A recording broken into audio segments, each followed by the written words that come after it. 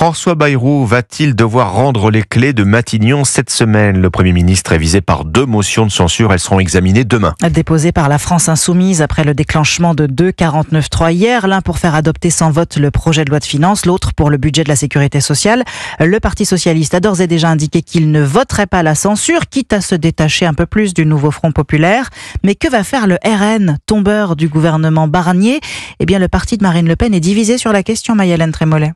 On a besoin de ce temps, on ne veut pas arriver avec une solution toute faite. C'est l'argumentaire avancé par tous les parlementaires RN hier à l'issue de l'annonce du 49.3, à l'image de Julien Audoul, député de Lyon. Nous n'avons pas la censure obsessionnelle et nous regardons les effets, les conséquences et si c'est bon pour le pays et pour le peuple français de censurer ce gouvernement ou de laisser passer ce budget. Derrière le discours officiel, les avis contraires se multiplient entre les élus de la branche historique du parti prêts à faire tomber François Bayrou et les autres qui veulent à tout prix préserver une image de parti responsable.